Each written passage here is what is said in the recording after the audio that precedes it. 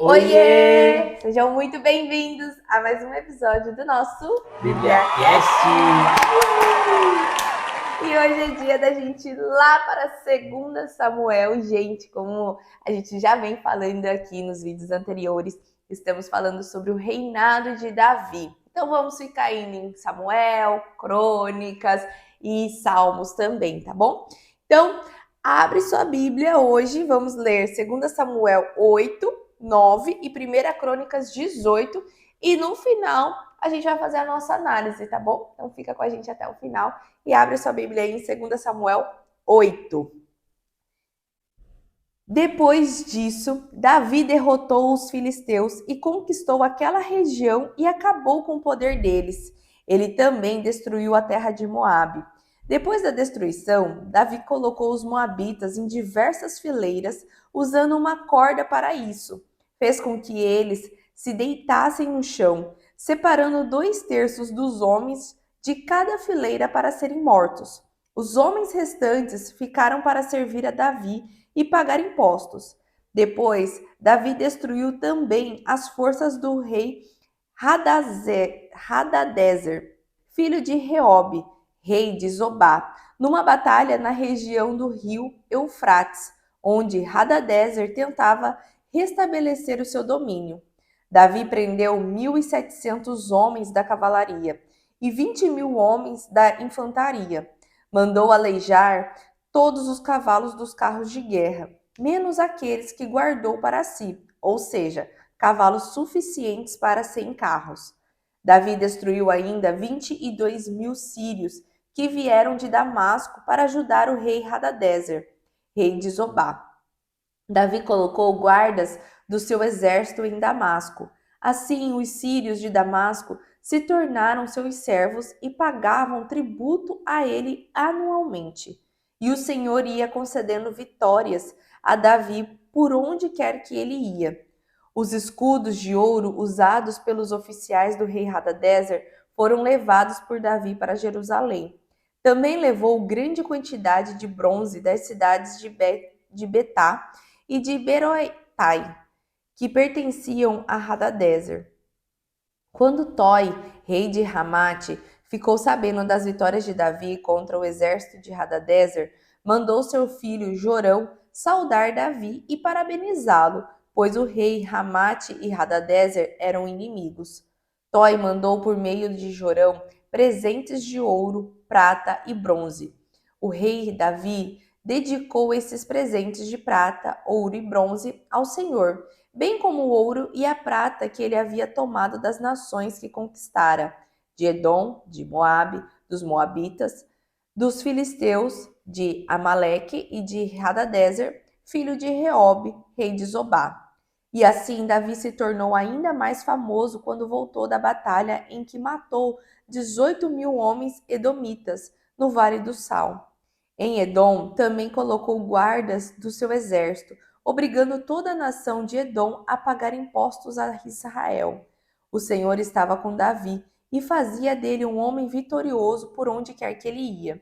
Davi foi um rei justo, tratando com igualdade todo o povo de Israel. Joabe, filho de Zeruia, era o comandante do seu exército. Josafá, filho de Ahilude, era quem registrava os acontecimentos históricos.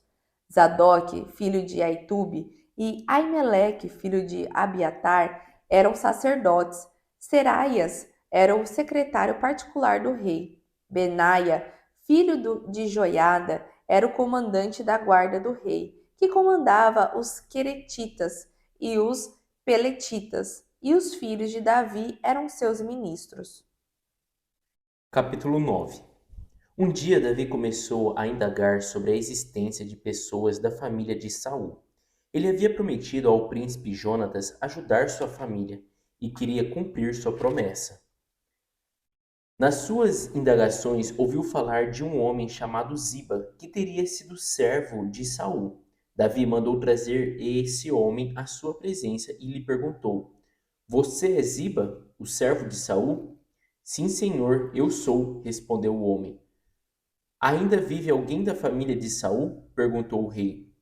Se existir, Diga-me quem é para que eu possa mostrar a bondade para com ele. Sim, respondeu Ziba. O filho de Jonatas ainda vive. Ele é aleijado dos 2 pés. Onde ele está? Perguntou o rei. Ele está em Lodebar, na casa de Maquir, filho de Amiel, respondeu Ziba ao rei. Então Davi mandou buscá-lo de Lodebar. Quando Mefibosete, filho de Jonatas e neto de Saul, chegou diante de Davi, inclinou-se com o rosto no chão. Davi perguntou: Você é Mefibosete? Ele respondeu: Sim, sou seu servo. Porém Davi disse: Não tenha medo. Mandei buscar você porque desejo ajudá-lo. Quero mostrar bondade a você por amor a Jonatas, seu pai. Vou devolver a você toda a terra que pertence a seu avô Saul, e além disso, você comerá sempre à minha mesa. Mefibosete curvou-se humildemente diante do rei e disse-lhe: Como pode um rei mostrar bondade para alguém completamente sem valor, como eu, que pareço mais um cão morto? Então o rei chamou Ziba, o antigo servo de Saul, e disse: Ziba, devolvi a Mefibosete, neto de Saul, tudo o que pertencia à família dele. Você, seus filhos e seus empregados vão cultivar a terra para ele e tirar da terra o alimento para toda a família de Mefibosete. Porém, Mefibosete ficará morando aqui no palácio comigo. Ziba tinha 15 filhos e 20 empregados.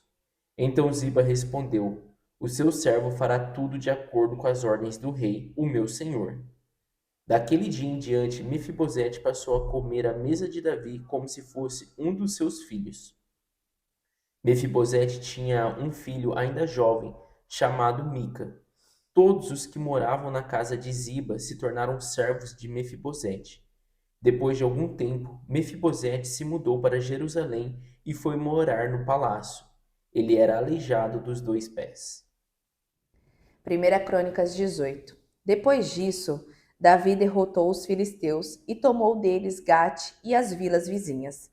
Também tomou Moabe e exigiu que o povo dessa terra pagasse impostos como sinal de sujeição. Davi também derrotou Hadadezer, rei de Zobá, das proximidades de Ramate, na ocasião em que Hadadezer saiu para tomar de novo as terras que antes ele possuía perto do rio Eufrates. Davi tomou de Hadadezer 1.000 carros, 7.000 cavaleiros e 20.000 soldados de infantaria. Ele deixou aleijado todos os cavalos dos carros, menos os cavalos para 100 dos carros que ele guardou para uso próprio.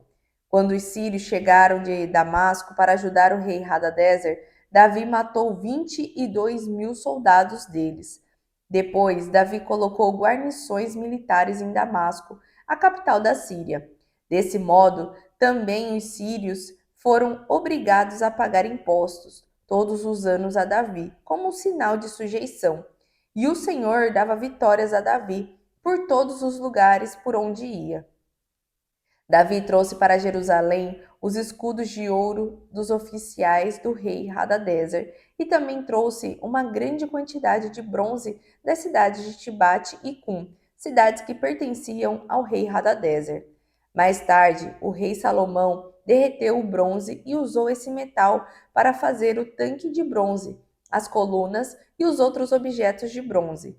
Quando Tou, rei de Ramate, soube que o rei Davi havia destruído todo o exército de Hadadezer, rei de Zobá, enviou o seu filho Adorão para saudar o rei Davi e parabenizá-lo por sua vitória na batalha contra Hadadezer. Por meio de Adorão, ele também mandou muitos presentes de ouro, prata e bronze, pois Hadadezer e Tou tinham sido inimigos, e entre os dois tinha havido muitas guerras. O rei Davi pegou esses presentes e ofereceu-os ao Senhor, como fizera com a prata e o ouro que tomou das nações de Edom, Moabe, Amon, Ameleque e o dos filisteus. Também Abissai, filho de Zeruia, destruiu 18.000 edomitas no Vale do Sal. Ele colocou guarnições militares em Edom e sujeitou os edomitas a Davi todos os anos. O Senhor dava a Davi vitórias em todos os lugares onde ia. Davi reinou sobre todo o povo de Israel e administrou justiça e direito para todos. Joabe, filho de Zeruia, era o comandante do exército. Josafá, filho de Ahilude, era quem escrevia a história do povo. Zadok, filho de Aitube, e Abimeleque, filho de Abiatar, eram os principais sacerdotes. Saúza era o secretário do rei. Benaia, filho de Joiada, era o chefe da guarda real, formada pelos queretitas e peletitas, e os filhos de Davi eram os principais oficiais do rei. E assim finalizamos a nossa leitura de hoje. O que temos para compartilhar sobre tudo que a gente leu? 2 Samuel 8, 9 e 1 Crônicas 18. Só relembrando, né? Como a gente já havia dito em outros vídeos, 2 Samuel e 1 Crônicas vai às vezes falar a mesma coisa, né? Como a gente acabou de ler. Vamos colocar assim, Samuel vai falar algo mais objetivo e Crônicas vai falar mais detalhado, ou vice-versa. Mas às vezes a gente vai ver o mesmo episódio, tá? Então, não estranhe a gente estar lendo e de repente você falar assim, nossa, mas acabamos de ler sobre isso, né? Vai ter alguns pontos diferentes ali, com mais embasamento para a gente estar aprofundando, né? E vendo em mais detalhe o que aconteceu. E ali em 2 Samuel 8, né?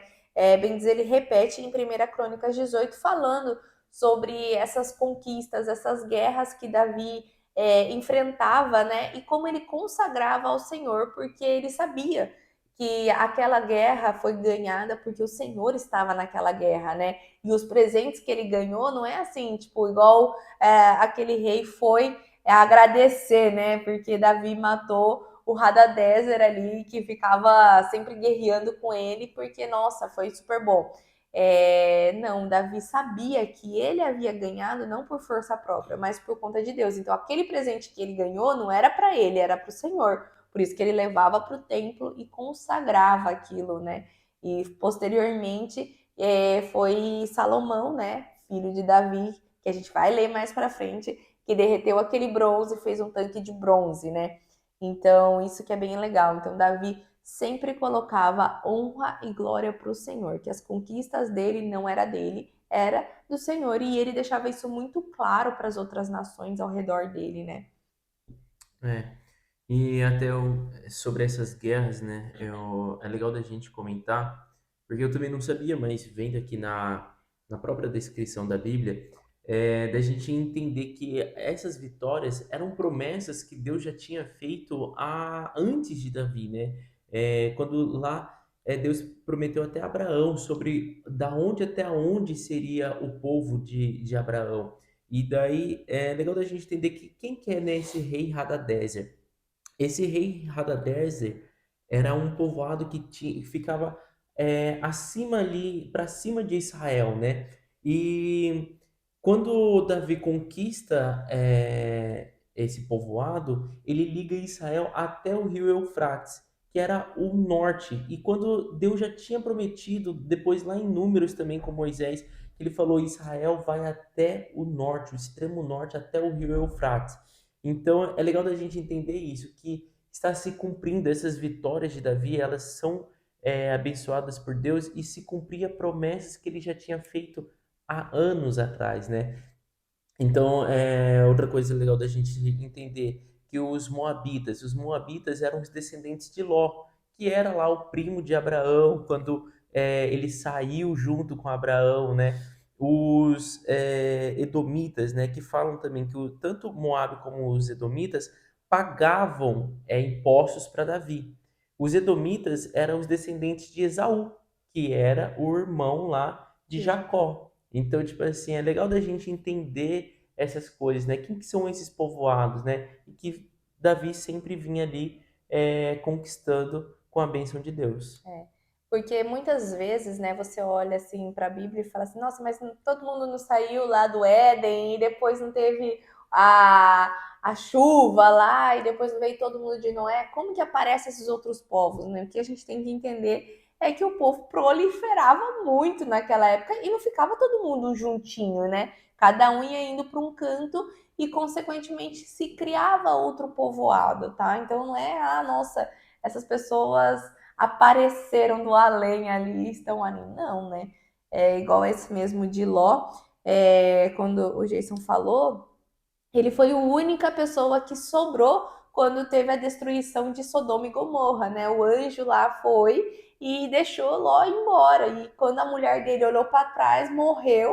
E aí ficou o quê? Só Ló com as duas filhas dele. E aí, então, essa descendência aí que vem de Ló com a relação com as filhas ali. Então, foi por isso que se manteve também a descendência de Ló por conta das filhas dele ali junto com ele.